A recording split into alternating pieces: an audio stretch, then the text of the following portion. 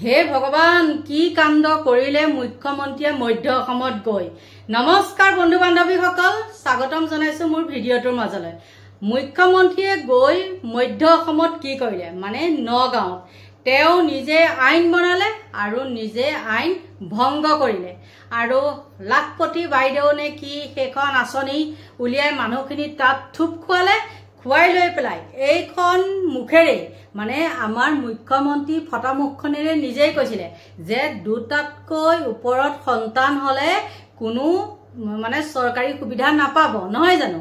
আৰু সেইখন মুখেৰে আজি সেই লাখপতি বাইদেউহঁতৰ ফ্ৰণ্টত কলেগৈ কি বোলে 3টা সন্তান হ'ব লাগিব, কাৰণ এতিয়া বোলে জনসংখ্যা কমিছে।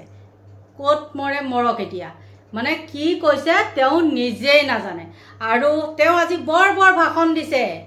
চেনি মিঠাতেল কিবা কিবি কংগ্ৰেছৰ লগত চেনি মিঠাতেল মাতৃ পুত্ৰ এইখন মিলাইছে।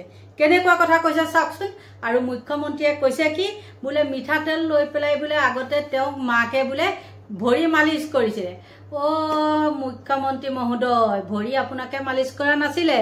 অকল মিঠাতেলে মানুহে ভৰিয়ে মালিচ নকৰে, এই কাকলি তলতো নহৰু তেল মালিচ মানে গৰম কৰি ল'ৰা ছোৱালীক নেমুনিয়াৰ পৰা বা ঠাণ্ডা লগা বা কিবা কিবি এইবিলাক বেমাৰৰ পৰা বচাই।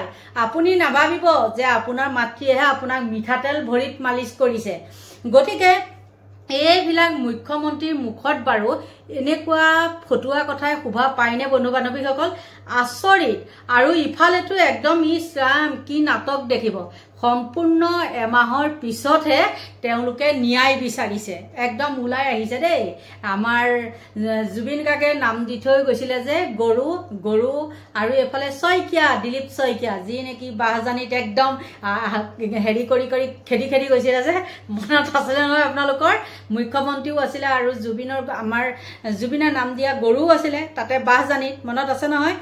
গতিকে তাতে একদম নলবাৰীত মানে পুৰা ন্যায় বিচাৰিছে সম্পূৰ্ণ 1 মাহৰ পিছত।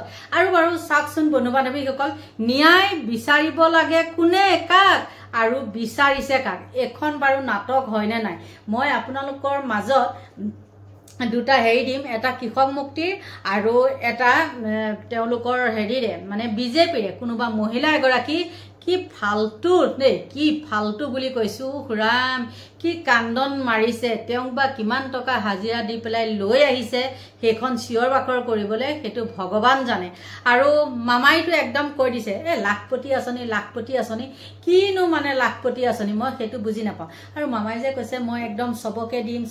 মামা মোক দেখোন দিয়া নাই যে, কিয় বাৰু? মোকতো একো দিয়া নাই, আমাৰতো চৰকাৰী চাকৰিও নাই, গতিকে মোক কিয় নিদিয়ে বাৰু? মইতো আপুনি দিলে মই দিছে বুলি কম, মই একদম চিঞৰি কম মোক আমুকটো দিছে, মই তামুকটো দিছে বুলি মই কম। কিন্তু মোক কিয় নিদিয়ে? আপুনি কিয় মানে কৈ আছে যে কোনো বাদ পৰা নাই, চবকে দিছে, একদম ঘৰত বহি থাকিলেও দিব, মিটিং হলে বোলে নহা মানুহকো দিব। মোক কিয় নিদিয়ে তেতিয়াহ'লে কওকচোন আপোনালোকে? মইতো আপুনি ভাল কাম কৰিলে ভাল বুলিয়ে কওঁ, বেয়া কাম কৰিলে বেয়া বুলিয়ে কওঁ, কিন্তু মোক কিয় নিদিয়ে? আৰু এজন মুখ্যমন্ত্ৰীৰ যিমানখিনি গাম্ভীৰ্য থাকিব লাগে সেইখিনি গাম্ভীৰ্য লাহে লাহে আপোনাৰ পৰা কিন্তু নোহোৱা হৈ গৈছে। সেইকাৰণে মানুহে যিকোনো কথা আপোনাক ক'বলৈ পাইছে। আপুনি নিজে আইন বনালে, নিজে ক'লে এই পঞ্চায়তৰ এইবিলাক মেম্বাৰ এইবিলাককো নহয়নে বাৰু বন্ধু বান্ধৱীসকল? হয় নে নহয় আপোনালোকে জনাবচোন। তেওঁলোকে নিজে কৈছিলে যে 2টাতকৈ সন্তান ওপৰত হলে নহব, আৰু বোলে এতিয়া বোলে জনসংখ্যা কমিছে, কমাৰ কাৰণে মানে এতিয়া বঢ়াবলৈ দিছে। আপুনি তেতিয়াহ'লে ফাৰ্মাচীবিলাকত যাবচোন, মানে জন্ম নিয়ন্ত্ৰক এইবিলাক কিবা কিবি থাকে নহয়, সেইবিলাক আপুনি বন্ধ কৰিবচোন। বোলে তহঁতে এতিয়া এইখিনি নেবেচিবি দেই, কাৰণ আমাৰ জনসংখ্যা মানে কমিছে, বাঢ়িব লাগে, তহঁতে এইবিলাক নকৰিবহে নোৱাৰো, ক'লেওহে লাগে জগৰ। উপায় নাই, কৈছো আৰু দেই। মুখ্যমন্ত্ৰীয়ে যেনেকুৱা কথাটো কৈছে আমি তেনেকুৱা উত্তৰটো দিবই লাগিব নহয় জানো? কাৰণ এতিয়া মানে ৰখি থাকিলে নহয় আৰু সকলোকে কৈছো, যিসকল বিয়া হবলৈ আছে বিয়া হওক। এতিয়া মিঠাতেল দিব, মিঠাতেল, চেনি আৰু চাউল দিব। গতিকে 3টা ল'ৰা ছোৱালী হ'ব লাগিব, হয় না নহয়? আৰু মামাই দিয়া 5 কেজি চাউলকে খাব লাগিব। আৰু মামাহঁতেতো সেইবিলাক চাউল নাখায়, আনচাই চাগে গৰুকো সেইবিলাক নিদিয়ে, যিহে তেওঁলোকৰ মানে উভয় নদী। গতিকে মামাহঁতৰ মানে কি ক'ম আৰু, তেওঁলোকৰ থাকক বাৰু 2টা ল'ৰা ছোৱালী। আৰু এটা কথা কিন্তু, উপদেশতকে আৰ্হি ভাল, গম পাইছেনে? 2টা 3টা মাৰি থকাতকে কি ক'লো বুজি পাইছে উপদেশতকৈ আৰ্হিটো ভাল তেতিয়া 3টা ল'ৰা-ছোৱালী হওক 4টা ল'ৰা-ছোৱালী হওক এগৰাল হওক এইবিলাক কোনো কথা নাই দেই গতিকে কি ক'ব মানে এইবিলাক কথা ক'বলৈ লাজো লাগে তথাপিও এতিয়া মানে ছ'চিয়েল মিডিয়াখন এনেকুৱা হৈছে লাজ মান কটা কৰা একো নাই কম যদি ইয়াত মোক কোনোবাই কমেণ্ট কৰিবলৈ আহে আপুনি এইটো কিয় তেনেকৈ কৈছে বুলি মই একদম চবৰে মুখা খুলি দিম আকৌ তেনেকুৱা কথা মানে কমেণ্ট কৰিবলৈ আহিলে গতিকে বন্ধু বান্ধৱীসকল আপোনালোকক প্ৰথমতে মই নাটকৰ এভাগ দেখুৱাই লৈছোঁ চাওকচোন নলবাৰীত যে চিঞৰ বাখৰ কৰিছে এই ভাগটো আপোনালোকে চাই লওকচোন প্ৰথমতে হেৰাই দিছে সেনেকুৱা আমাৰতো লাগি আছে অন্তৰত যেন বতাহত বৰষুণত ধুমুহা যেন গাত আহিছে চকুৰ পানী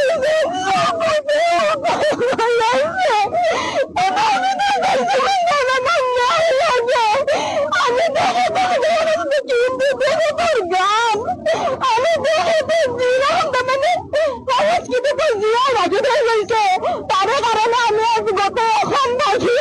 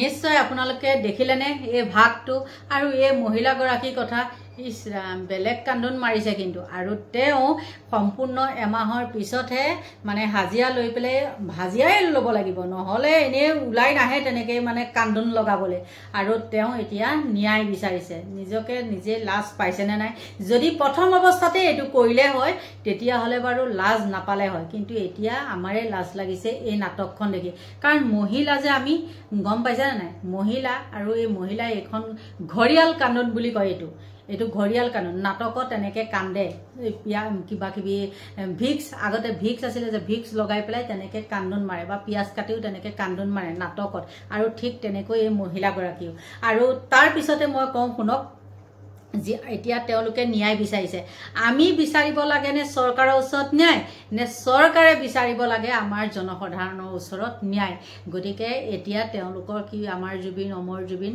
সেইখন হৈ আছে তেওঁলোকৰ মুঠতে এইখন নাটক বন্ধ কৰক আমাক ন্যায় দিয়ক আৰু ন্যায় দিলে ২৬ত আকৌ আপোনালোকে চৰকাৰ গঠন কৰিব পাৰিব বুজিছেনে মুখ্যমন্ত্ৰী মহোদয় আৰু সদৌশেষত কৃষক মুক্তি সংগ্ৰাম সমিতি ফালৰ পৰাও শিৱসাগৰত কেনেধৰণে ন্যায় বিচাৰিছে আপোনালোকৰ মাজলৈ আগবঢ়াই দিলো চাওক কোনো ধৰণৰ ৰাজনীতি নহব যিসকলে চৰকাৰত আছে আমি সকলোৱে জানো যে মুখ্যমন্ত্ৰী গৰাকীক যদি আজি সোধে আপুনি কোন দলৰ মুখ্যমন্ত্ৰী তেওঁ কোন চাতেই ক'ব যে মই বিজেপি দলৰ মুখ্যমন্ত্ৰী প্ৰধানমন্ত্ৰীক যদি সোধে আপুনি কোন দলৰ প্ৰধানমন্ত্ৰী তেওঁ ক'ব মই বিজেপি দলৰ প্ৰধানমন্ত্ৰী আৰু সেই দলটোৱে যিটো দলৰ দ্বাৰা এখন চৰকাৰ চলি আছে যিটো দলে পঞ্চায়তৰ পৰা ৰাজ্যৰ পৰা কেন্দ্ৰলৈকে চৰকাৰৰ নেতৃত্ব দি আছে সেই দলটো আজি এক মাহৰ পাছত ৰাজপথলৈ ওলাই আহি তেওঁলোকে কৈছে যে এতিয়া হেনো প্ৰকৃত জুবিনদাৰ অনুৰাগীসকল ৰাস্তালৈ ওলাই আহিছে তাৰমানে পুনচাতে তেওঁলোকে লাখ লাখ মানুহ যিবিলাক মানুহে জুবিনদাৰ ন্যায়ৰ কাৰণে ৰাজপথত ওলাই আন্দোলন কৰিছে এটা মাহে তেওঁলোকক বিজেপিয়ে অপমান কৰিছে আৰু তেওঁলোকে